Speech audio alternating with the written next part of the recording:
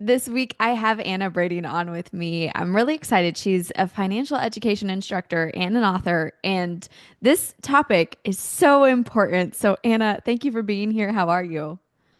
I'm doing very well, thank you. I'm in survival mode in the British winter at the moment, but I will get through it. I'm powering on, and soon it'll be spring, so that'll be great. Yes, it will. We're powering over here in the winter too, so I totally understand. I'm really excited to talk with you about all things finances because this is one thing that I don't feel like I had a lot of education on growing up. I got really lucky that I had parents who were really smart with their money and they were good at saving and they were good at investing and they taught that to me. But in schools, it's not something you really learn about. So, this is why I have you on. You're going to be kind of our educational teacher today. That's my happy place. I'm totally fine with that. Fire away. All right, so here we go. What are some things about money that we should have been taught growing up as we really started to get into finances and got our first paycheck and we understood, oh, we're getting paid for the things that we're doing? What are some things that you wish maybe if we did get taught in school, they would have taught us? There are so many things and so many angles we can go on in this. And one of the things I like to talk about is what I call the three M's in money. And I think if we zoom out for a second and we just go big picture, okay, let's just take a step backwards and look at the big picture of money and finance. Because there's so much we need to know that we didn't get taught, exactly as you're saying. Let's break it down a little bit. So I have like the three M's of money. So I have mindset, manage, and multiply. And I think so often what we can do is we come to a crunch point in our lives where we go, oh, it's not working. I feel broke. I feel stressed out about my finances. I've got nothing in my savings account. I've just dipped into it over Christmas. Panic, panic, panic. And then we can go into fix it mode and try and figure stuff out. But I think it's really important to understand this overarching, broad, big picture of our finances. And then when these things up, we can zoom in on one of those M's and have a look. Is it a mindset thing going on here? Is it a manage thing of how you're managing your money, or is it a multiply thing of how you're growing and building your wealth? So those are the kind of that's the big picture. So the three M's is a really good starting point, I think. Think the mindset is really difficult for people, especially when it comes to saving our money. I think the idea of saving is really great, and you're like, yeah, I need to do that. But when it comes down to it, we just don't. Mhm. So when somebody's trying to save or you're encouraging them to start saving, what are those first steps you're encouraging them to take? Yeah, I think, well, let's come back to the mindset thing for a second, because I think as you're describing it there, when one of the key ways to know, one of the key signs that you've got a mindset thing going on here is when you're trying to do something and it's just not happening. And you're like, I'm trying to go, I'm going to trying to get my savings sorted. I'm trying to move forward, but I just keep coming back to this same point. And I think that can be a really key indicator that there's something going on in your inner wiring that's stopping it actually happening. So yeah, I always like to think of mindset stuff as like either a handbrake or an accelerator pedal. So if you want to start saving and you really want to get it going, is your mindset wired in such a way that actually when you get going, you're just powering that direction? Or is it just the brake goes on and you just can't get going? But I think you're right to flag savings because I think that can be one of the toughest things. And let's be honest, saving money is not glamorous and it's not sexy. It's not the thing that makes you go, oh, I just can't wait to get savings. Is really exciting. Some stuff we talk about with money is really exciting. It's fun, it's interesting. Maybe you started a little business and it's starting to get going. You've made your first sale. So fun. But when we talk about the quiet discipline of putting a bit of money into a savings account, it's just not as glamorous. So I think it's good to acknowledge that and identify that. So what I like to do is I like to really zone in and focus on what is this saving going to achieve for me? What's the outcome? What's the why behind it?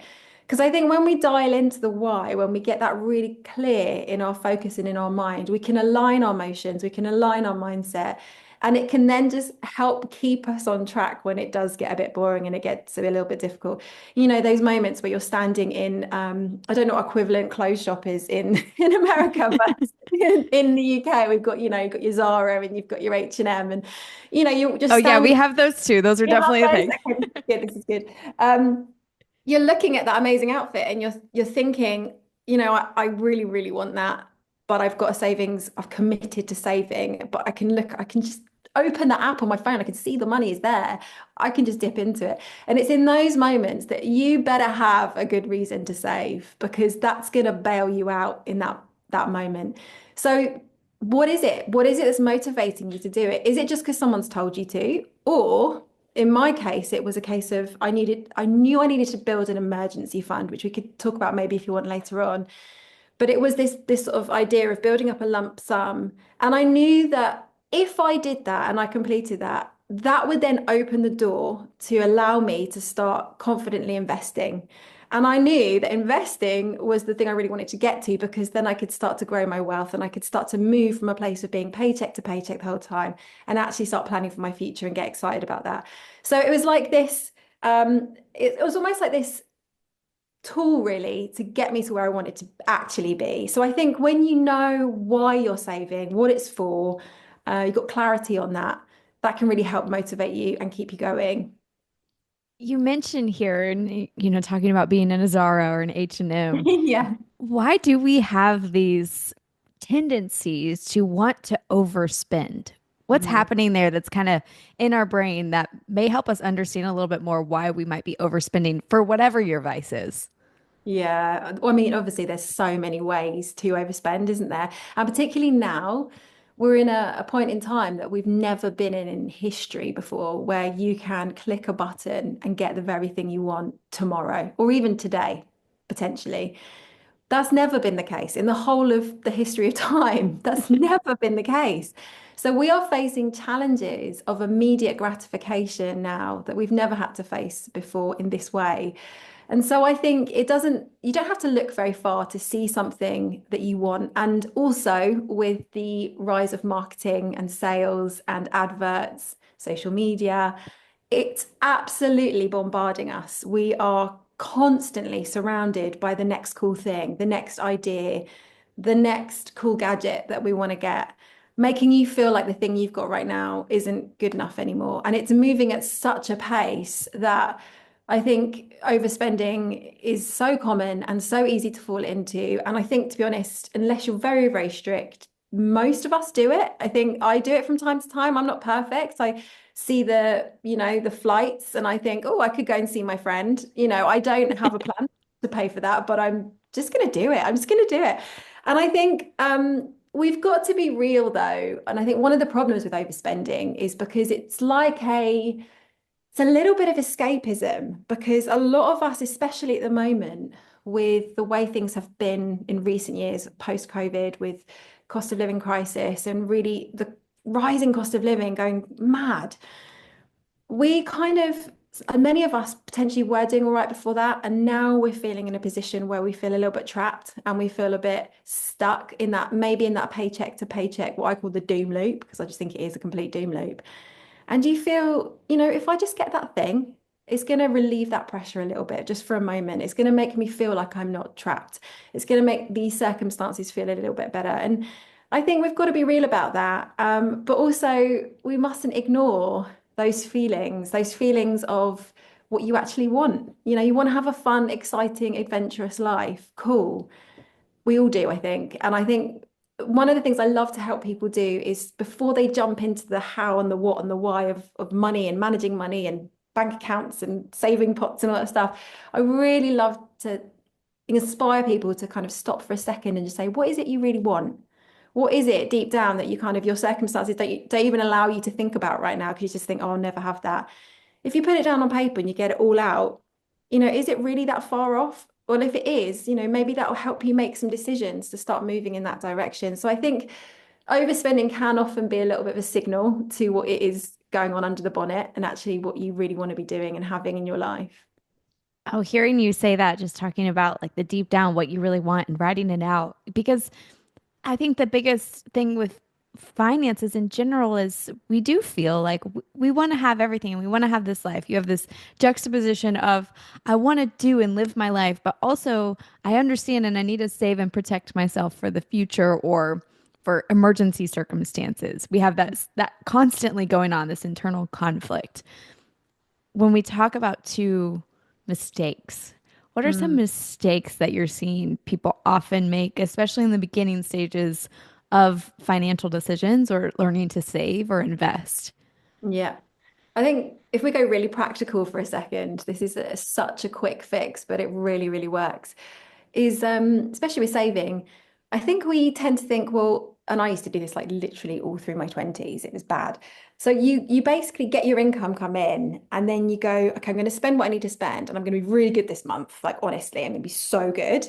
And then I'm going to save what's left at the end.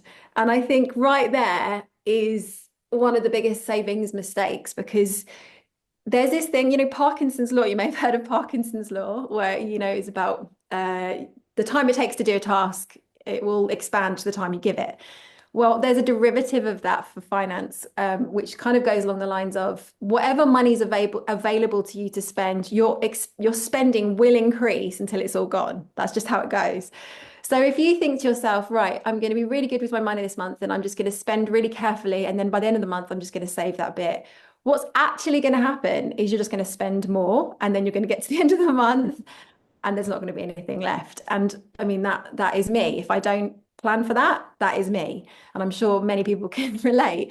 So one of the best hacks, it sounds so simple and so almost silly, but it's just put your money aside first. As soon as you get paid, if you've planned to save, what is that amount? Automate it to go out of sight into another account before you start spending for the month. Just that act alone of putting it out of sight, out of the way before your spending starts, it's just night and day. It's just such a different approach, but it works. And then when you look at the number in your account, you're living off that amount. You're not living off the total amount. And that'll just help you as you go through your months to sort of pace it out a bit more and work within your means, having already saved. And also, just a side note, spending is way more fun when you've already saved because you're not standing in the shop going, oh, I should be saving, but I don't, I really want that thing. You're like, I've saved, we're good, let's spend happy days. This is my spending money. So I think it's a nicer way to go through the month anyway. You're saying things that my dad has hounded into me since I was a kid. He was like, pay yourself first. Go on, And, Dad. and yes, and this is what I saw on your social media too. I was like, yeah, she gets it. Like you do this first and you can take care of the rest later. And something too that he really honed into me very early on, which he wishes he did. We're a circumstance of their mistakes and the things they wish they did. And for him, he wishes he invested in his 401k sooner. Mhm. And Yeah. so he said really early on, he's like, as soon as you feel comfortable and you feel like you're not surviving paycheck to paycheck, he's like, I want you to take a little bit out at a time and put it into your 401k. Don't even think about it. Just have it automatically go in there and it'll be put away for later use one day and you'll be really glad you did it. And so Mm. I've been doing that since, maybe I was 25.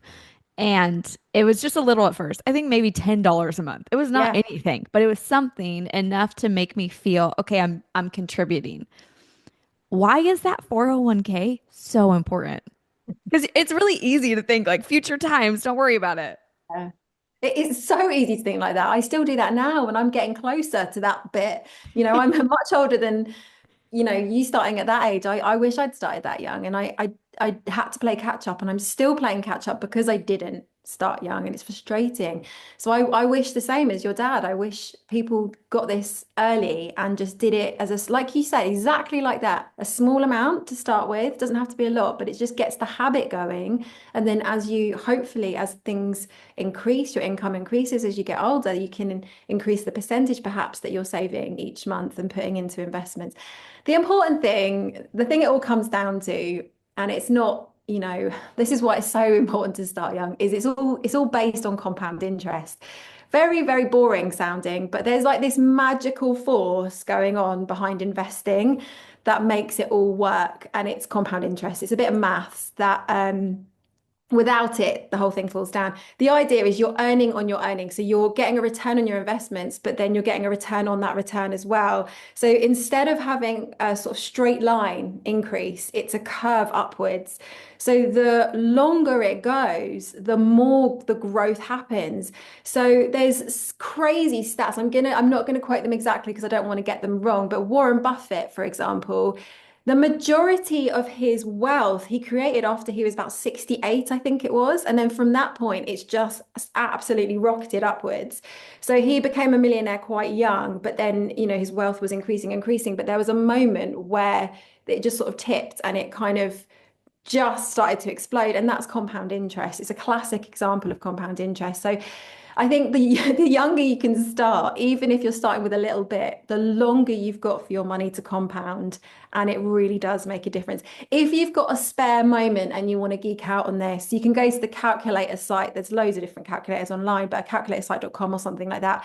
They've got a compound interest calculator, and I think to visualize it, I wish I could flash up a graph right now, but to visualize with if I put in like let's say like your example, £10 or $10 a month for 10 years, what does it do? And if say, let's say you got a return of, let's say like 8% or something, what does it do? Okay, well, 20. Now let's look at 30, let's look at 40. And when you can visualize the difference, that's quite motivating. So I always recommend people have a little look and a play around with those, even though it's quite geeky, it's worth doing.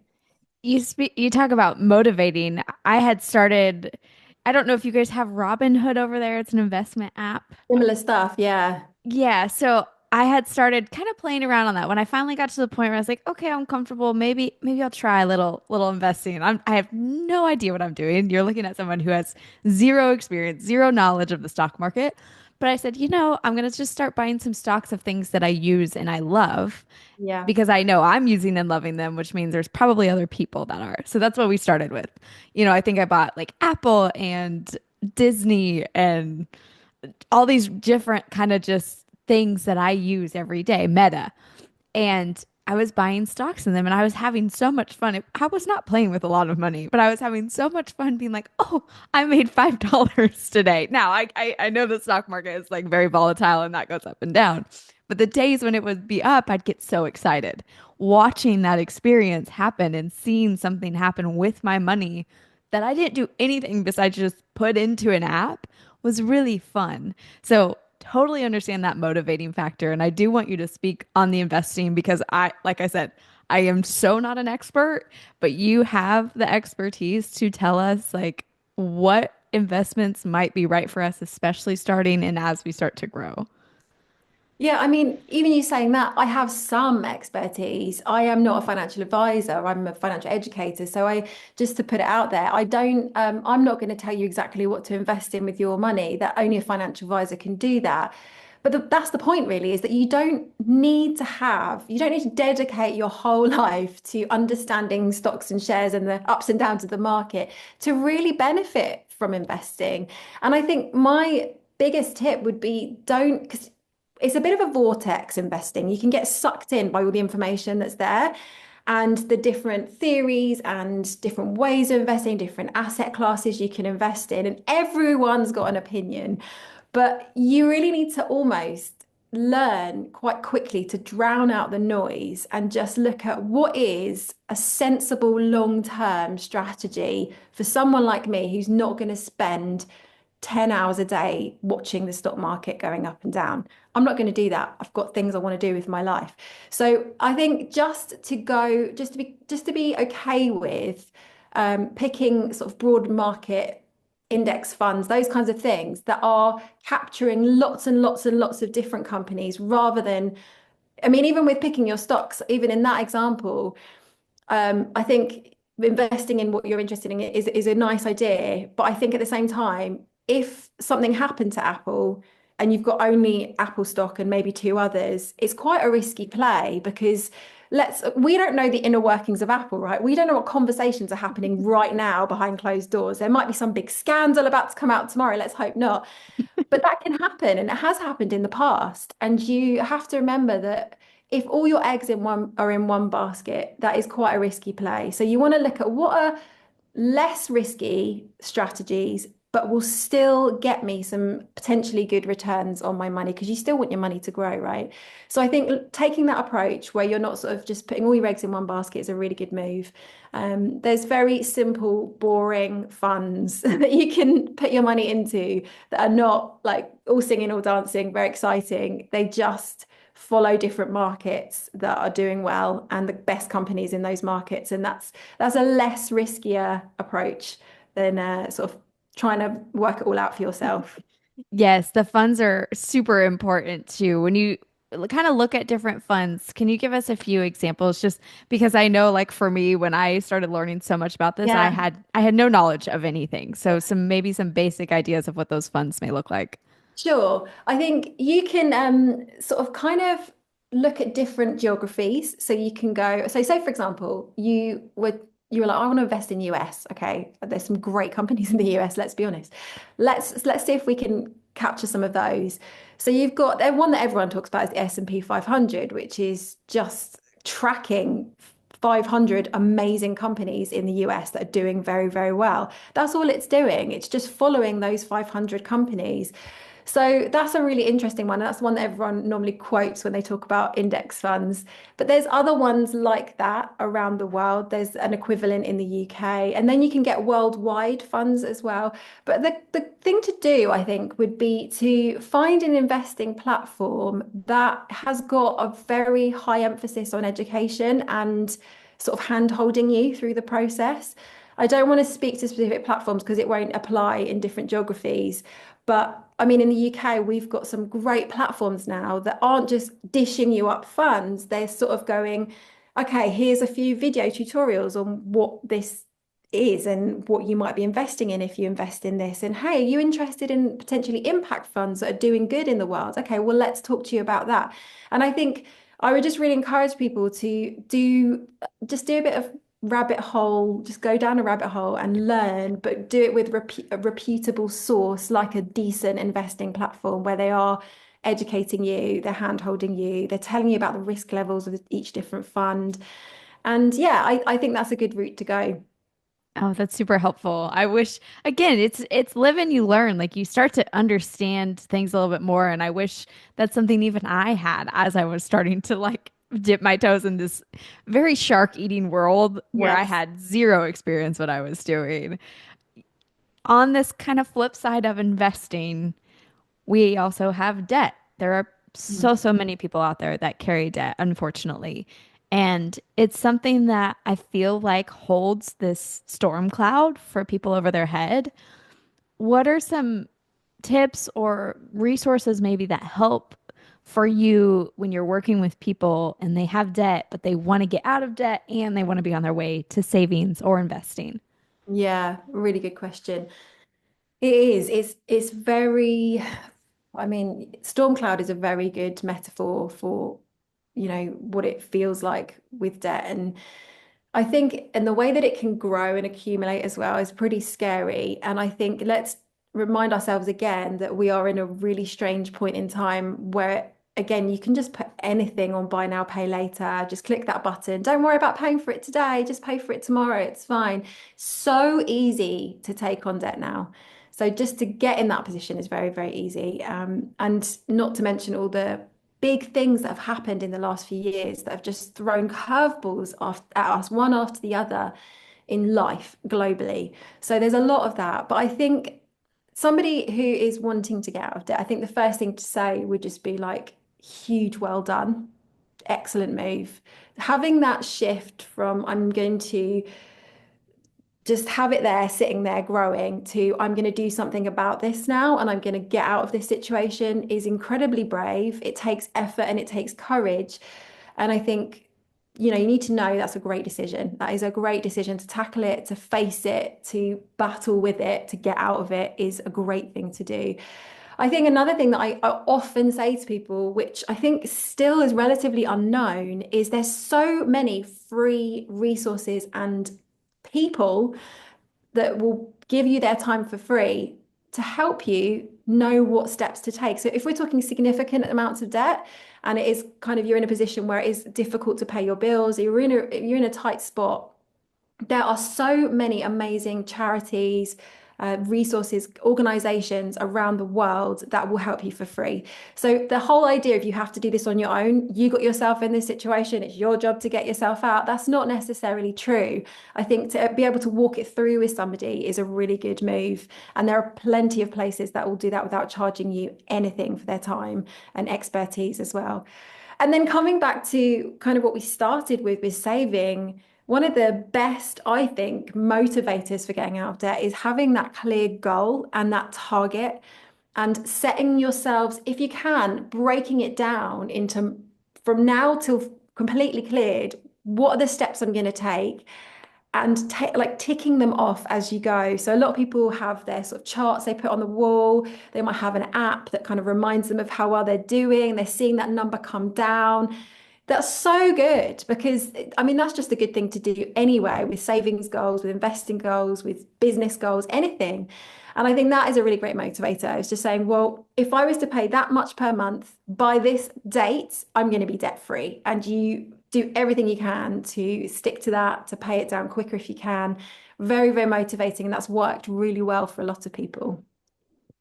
Because you just brought savings back up, it reminded me that I also wanted to talk a little bit more in detail about the dip into savings because we Yeah. also, a lot of us love to do this. I love to do it. I'll be like, I have savings. I can go on that trip. It's there. I have the money. So, how do we make sure we don't keep doing that, especially in this situation too, when maybe you do have somebody who's in debt and they're trying to save, or you just have somebody in general that's trying to save for an emergency fund? How do we make sure we just don't touch the savings? It's great. Yeah, I can relate to that. Um, okay. I think step number one is what is that saving there for? What is it doing for you? So coming back to that, giving it a reason to be there. I think many of us grow up with, so we don't have a lot of financial education. We don't. But one thing we do know is we should be saving. Like we have this kind of at the back of our mind, there's a little voice going, you should be saving, you should be saving. You know what? You should be saving. And so you're out and about and you're trying to spend your money and you're just thinking, I should be saving. But no one ever really tells what to save for. They never really break it down and say, well, okay, well, this is this type of saving, there's this type of saving, there's that type of saving. And I think when I got clarity on what is it I actually need to have in my bank account for my current lifestyle right now to make sense and then to move on to other things. And I got those numbers. I was like, oh, great. Well, you just given me a bunch of targets to hit. I'll do that. And then I can move on to the other things. So I think one of those, so taking that time to stop and go, okay, yes, I've got a savings pot, but why is it there? What's it for? So the ones you really want to think about is your emergency fund, which is your 3 to 6 month buffer. You kind of build up this kind of lump sum of cash. So if anything happens to your income, if anything awful comes your way, let's hope it never does, but it can happen. You've got 3 to 6 months worth of living expenses. So not all the fun stuff as well, just what does it cost you to live in a month? That's saved up and ready to go if anything happens and you suddenly need to pay out tomorrow. Now, you want to keep that out of sight because that needs to be there when the time comes if you have an emergency. So I think, so personally, me and my husband, we've built up ours and we transferred it recently into another account. I set up a whole different account. It's got better interest rates, so I can make a little bit of money on that money. But also, it's very hard for me to log in because I can't remember my login details. Very handy, very, very handy You're because very like, handy. you've got that 3 step process to go to just to even see what's in there at the moment. And I logged in the other day and I was like, why can I not log in here? And it's all good. It's just great security. But that process of having to actually go and find out how to log in is really helpful because it stops me just being able to quickly transfer money out. Really good thing to do. Then you've got your what I call smug savings, but other people call them sort of sinking funds as well. It's another term. I call them smug savings because okay, I love this idea of firstly, I don't really know what's sinking in that scenario. Is ship? Is it a boat? I've never really resonated with that term. So I call them smug savings because what are the things in your life that if that expense came in, you'd feel so smug if you had a pot of cash sitting there ready to go for that thing. Oh, I So, love for this term. example, yeah, it just makes more sense to me. So imagine Christmas is coming up. If you celebrate Christmas and you know it can be a bit of a spendy time of year, you get to the 1st of December and you look at your accounts and you've got a pot in there in your bank called Christmas, ready to go for the whole of December to go enjoy yourself. You're going to feel so good. You're going to be like, yes, go me. I'm so good at this money stuff. So I think taking a step back and looking at your life as a whole, what are your big expenses that are too big for one month that you really should be putting money aside towards every month to fund those little pots to make sure whenever that expense comes in, you've got money ready to go. Outside of those two things, there are some other things like saving for a house deposit and maybe a big expense like a car. But really, once you've funded those things for your life and for what your numbers are, that's when you can go, cool, I've done it. Now I can move on to the other stuff and I can put my money elsewhere. So I think knowing what the things are for helps you to not dip into them and helps you to have that separation between them. So it's not just one big giant pot of money that's fair game for any cool thing that might come up in your life. This is the part where my mom comes in and she was really big on when I started saving. And she said, I need you to have specific different categories because that's going to help you understand what you're saving for, what it looks like, and at the end of the day, why you're putting it in there. And, when I adopted my dog, she goes, well, time to add another emergency fund. You need to have something ready in case something were to happen. And it did really help me just to have categories of things, especially in the beginning. Now it's such a habit that I'm so trained in the brain to do it. But in the beginning, it helped me as very young 20 something girl who had no idea what I was doing. It just categorized things so much easier and made it seem very real versus just money going to a different account. Absolutely. Yeah. I think the more you can map that out for yourself early on, the better. And like you say, what a wise woman to tell you, right, don't just get the dog, plan for the dog financially, because dogs are expensive, aren't they? And I think that's wise. That's good wisdom of using your money well so that you don't end up in a spot where you're having to dip into some other savings because you never planned for it. But I do think that whole idea of just mapping it out for yourself, it seems, again, a silly thing to do. Do I really need to do that? Yeah, you do, because life's complicated. And I find as I'm getting older, I've got three children as they're getting older, more variables every day, it seems. There's more things. I'm like, what? What else do I need to put on my budget? I had this lovely moment last night that made me chuckle. So in the UK, we have this banking system called Monzo. It's like I think it's in the US, but I think it's early days in the US, which basically just allows you to split your money in your bank account into different pots. So you can physically move your money into pots inside one account. So it's not Which is lots. amazing. It's incredible. It's literally an absolute game changer. So we've got this. So I teach about these pot systems a lot because for me, it was one of the things that took me from somebody who wasn't saving to somebody who's good at saving. So it really changed things for me. So anyway, me and my husband were sitting there doing our budget last night, and we were, we've moved to London. We've changed a lot in the last year, so we're constantly reviewing it at the moment, which is it's not the funnest job in the world, is it? You'd rather be watching TV in the evening. Anyway, we're sitting there, and then he just goes. So I always joke about how many pots I got, and I think at the time counted it was about 16 or 17 different pots, different categories. Some of Is them are, that not though just the great example of a mom? Like that, if yeah, that yeah, anything that yes. details it. Yeah. And he was sitting there last night doing the automations for next month. And he just hit the button. And it was like, you've exceeded the maximum amount of pots. And I was like, yeah, that sounds about right. That sounds about my life right now. So I was like, oh, can you screenshot that? Because I feel like I need to share that on socials because that's too good. But unfortunately, it was gone. Yeah. So I think the more the merrier. Map out your life, look at your situation, and remember personal finance is called personal finance because it's personal to you. Doesn't need to look like somebody else down the road. It doesn't need to look like how your best friend's doing it. What do you need to make your life work? What do you need to have in your emergency fund based on your lifestyle? So make it personal. There's one thing I want to end on here because you're giving such great advice and just educationally, this is something that I just so wish that I had in my teens, even in high school. I wish it would have been planted as a seed. I want to kind of end on this one. When we look at buying things, you talked about big purchases, houses, cars, getting a dog. What are some things that are a very smart investment, like as far as personally to do, versus looking at this is probably something that might drag you down the Mm, later. Maybe it's more credit cards. It could be any number of things. yeah. When you're talking to people, what are those kind of two things on that side of things? Oh, such a good question. I think make sure you understand the difference between assets and liabilities. And I don't know, many of your audience probably have read the book Rich Dad Poor Dad by Robert Kiyosaki. Excellent book, but he really introduced that whole concept to me of assets and liabilities.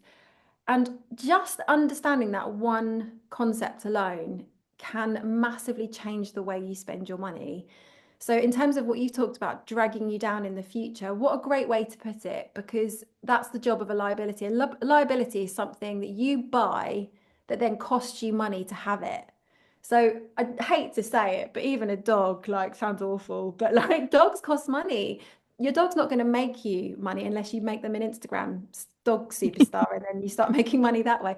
But that's okay. It doesn't mean they're wrong. It's not bad to have a dog. It's great to have a dog, but it's just understanding that that is kind of going to be something that costs you money later on down the line. And I think being real about that and having a strategy and a plan for that, if that's what you want to do, because we can't just say liabilities are bad. Anything that costs money is bad. We need to live super frugal lives and be miserable. That's not the goal here. But I think just understanding, well, how many things in your life have you got that fall under a liability category? Have you got an expensive car that's costing you lots and lots of money each month? If you're thinking about buying a car in the future, how do you want to go about that? Do you want to do it in a way that is going to have a massive monthly expense that if something happens to your income later on, that's going to be a real burden? There's just a lot of just understanding that liability category is really, really helpful. And then on the flip side, you've got assets, which are things that you can buy that do make you money and actually adds to your income. So liabilities, again, not wrong if you've got to just weigh up how much that's going to cost you to keep them and have them. Can you actually afford that? And then assets, super cool because go for it. Like get your assets going because they actually add to your income and then you've got more room each month in your budget to use and do what you want to do with that money. So assets would be things like investing in a property that you can rent out. It'd be things like we talked about investing in a business so that you can actually one day make an income from that business, but potentially dividends from that business. All kinds of different ways of creating assets. But I don't think we really talk enough about assets and how to create assets other than thinking about your one stream of income, which is your job, and then you've got your liability. So I think learning about assets, understanding them is a really good thing to do as well. Oh, you just made that sound so beautifully and just so helpful in the most basic of terms. So I appreciate you for that because it's, again, those aren't even terms. I learned when I bought my house that this was an asset and this would be helpful versus me for 5 years paying rent that went no place at all. So I learned, as I got older, and it's something that I'm continuing to learn, but just hearing you talk about it, I think it's going to be super beneficial for a lot of people. So, Anna, thank you for being here. Thanks for talking with me and sharing so much of just your knowledge on wealth and understanding. And I really appreciate it. Thanks for having me.